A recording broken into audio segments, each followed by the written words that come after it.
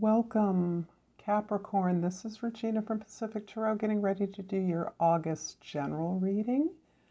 I have attempted this for the third time and I hope it works this time. So I've laid out the access for the horoscope reading. I'll clarify with the African Tarot and finish off with an oracle reading. And before I get started, I want to thank all of you who have liked, shared, donated, subscribed, and commented on my channel. It is greatly appreciated, and I greatly enjoy receiving all the support that you give me. So thank you for that. And let's get started, Capricorn, with overall energy for the month of August. The Three of Swords.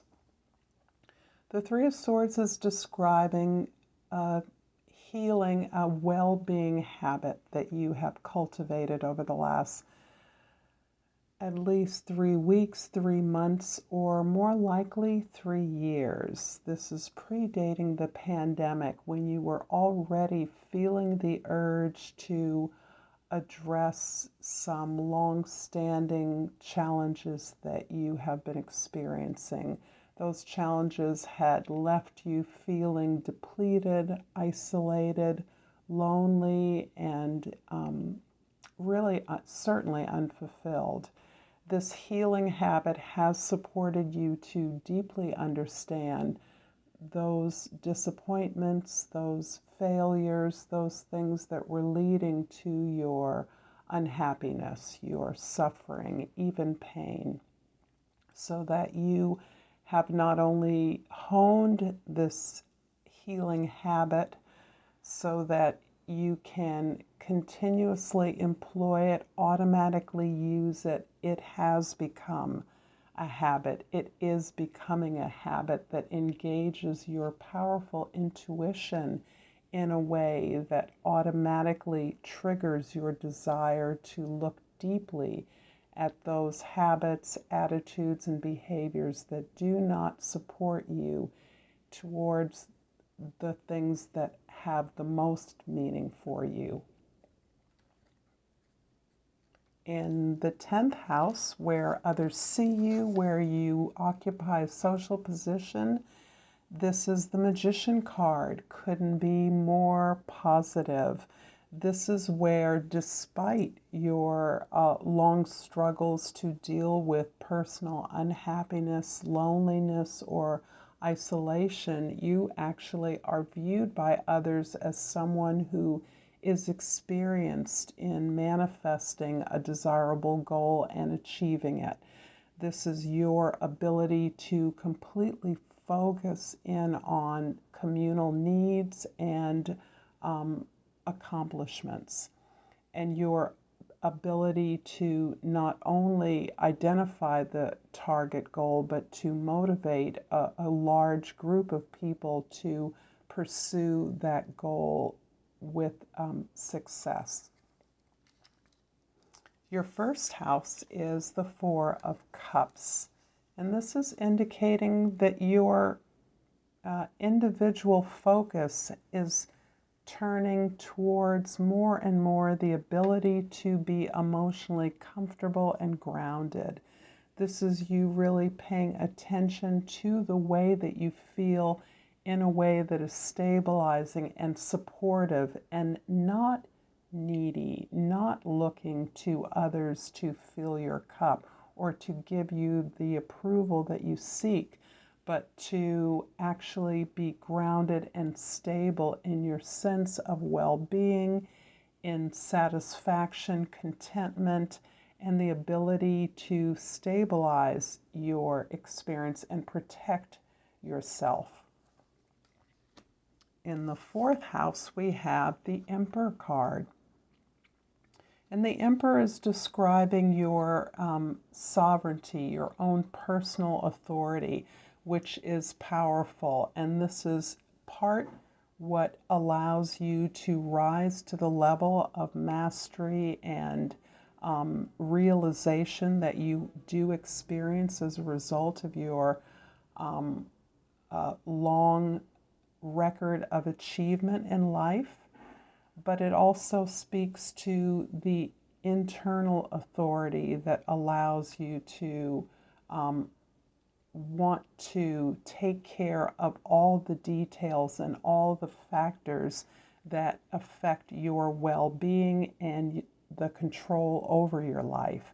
So being in control is something that is almost organic to your being, and you are learning how to gain that personal authority and control over the elements of your life that you can control, so that in fact you are free and open to engage in this communal process of success, of development, of growth, without needing to control all of the parts outside of yourself.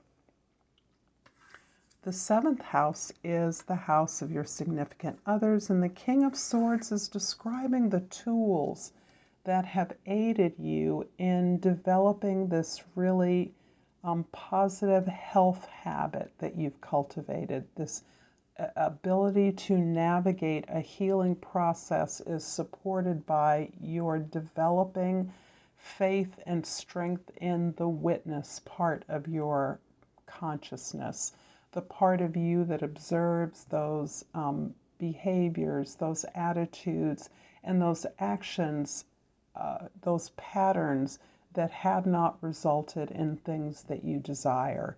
Instead, to cultivate the ability to not only detach yourself from your powerful emotions, but also to facilitate new ideas, new understandings, to understand that a mastery of the truth is in the ability to listen, to open up, to hear what others have to say, and to be able to consider the sources of the information, but to facilitate the flow of ideas that lead to the expression of other versions of the truth.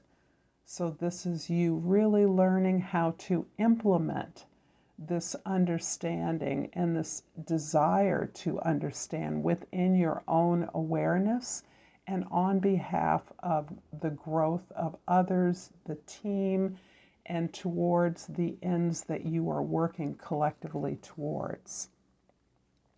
So I'm going to clarify the Four of Cups in the first house with the Queen of Cups in the second house and the Six of Cups in the third house. You are very squarely counterposing this ability to feel, to open up your feelings, to explore your feelings, to ground your knowledge in your feelings, to use your feelings as a gauge for the value of your ideas and your plans. This is a very sophisticated approach that has arisen out of this great need to address the sense of loneliness that quite often you address by caring for others, providing service for others, tending to the needs of others, quite often in the past to the exclusion of receiving the address of your own needs. And this card, the Six of Cups in the third house, is indicating that characteristically you are a caretaker, but at this point in your life you are understanding the necessity to not only fill your own cup, but to make space in all of your relationships so that your cup is also filled as part of the terms of engagement. This is a new sense of confidence and sensitivity to the needs of others.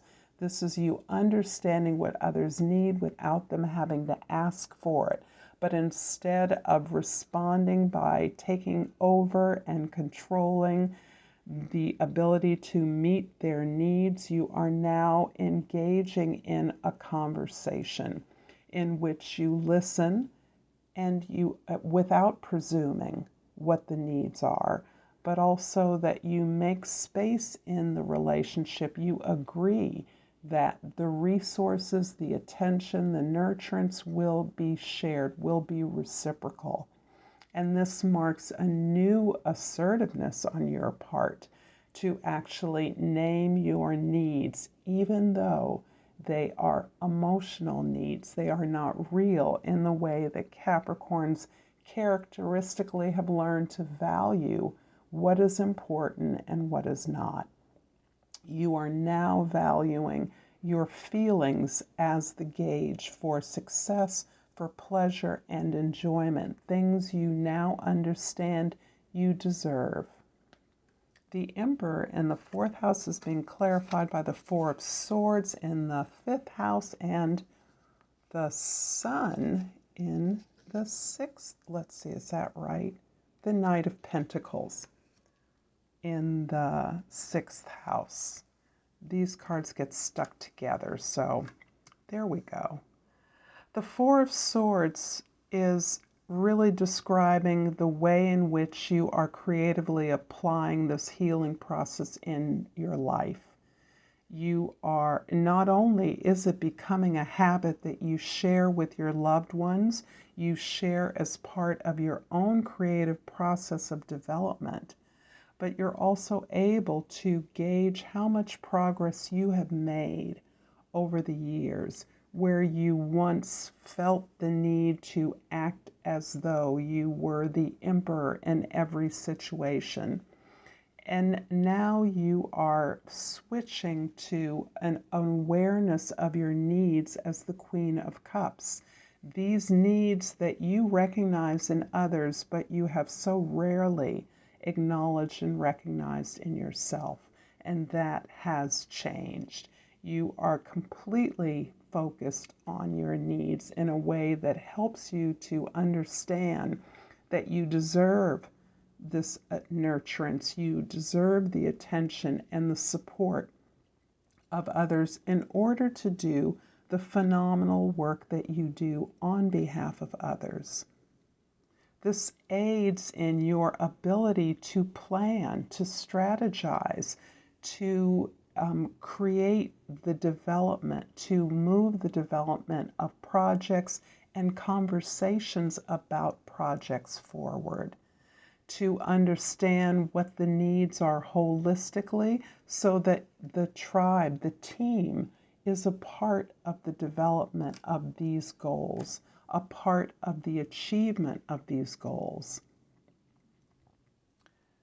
The King of Swords in the 7th house is clarified by the Sun in the 8th house. And they get stuck. The King of Pentacles in the 9th house. So the Sun is really allowing you to experience joy and pleasure in a way that helps to break down this edifice of authority that you have always carried within you. This has helped to return you to a time in your life when you recognized and naturally enjoyed your gifts and talents, the people in your lives, the places you enjoyed. This is returning you to joy as a reward of your hard work, pleasure, the ability to play creatively, to work in a way that is playful. And this is illuminating not only your own talents and what fills your authentic expression, but also what lightens and enlightens the load of others and all those involved, so that this effort, this project, this new path that you're pursuing is a reflection of an enlightenment, joyful pleasure, happiness even. You're being supported in the way that you are sharing resources, building up resources, helping others to understand what concrete tools are necessary to fuel the projects and the efforts that you want to make. This particular energy, this person, is perhaps a friendship from the past that is being renewed, is being reintroduced into your life to support this particular part of your journey, and this feels very career oriented. This is someone who has resources that now recognizes your preparedness to move to the level of complete achievement and joy and reward, and wants to support the rewards for the efforts of your work. The Magician in the 10th house is clarified by the Five of Wands in the 11th house and the Tower in the 12th house. You have clearly become a part of a community. You have selected a community that is joining together to solve a world problem. You are understanding that your particular interest and expertise allows you to be included among a group of like-minded people who have come together to share information and strategies that will solve this problem, that will present the problem and likely solutions to it. So this could be practically a board, a commission, a conference, some kind of discourse or opportunity activity that allows you to address some global injustice, some global shortfall, challenge, or problem that is now agreed to, a problem that affects many people on the planet but does not have a ready solution. The old solutions don't work. The new solutions you are creating collectively by agreement to learn about this perspective, from this challenge from various perspectives. This is arising in part because of a disruptive event or a surprising, unexpected event, or the receipt of some information that you are uniquely enabled to intuit what is of value from this event, this disruptive event, something that could be ruinous, but you as an agent of the changes that you want to make in your world and in the world, you're actually able to glean the useful information, the powerful information that is now able to be resolved through and shared, distributed through the advancements in technology that make communication so much more available, instantaneously available, so that you're able to commune or participate in this event that is of global reach. And you're able to share your ideas, and these ideas are very clearly grounded in your own emotional, cultural experience in a way that helps to sort out the vast overwhelm of information that is available. And a lot of the information is about catastrophe. So gleaning the ways in which these catastrophes are presenting themselves as part of a course correction is part of the work that you are able to do at this time. I'm going to finish off this reading, Capricorn, with an oracle card from the language of flowers and the crystal oracle. And I pulled the card on the very bottom, the beautiful rose quartz. The key word of the rose quartz is self-love. I approve of myself and love myself deeply and completely. I'm going to leave it here, Capricorn, and thank you so much for a beautiful reading, your time and attention, and until next time, Namaste.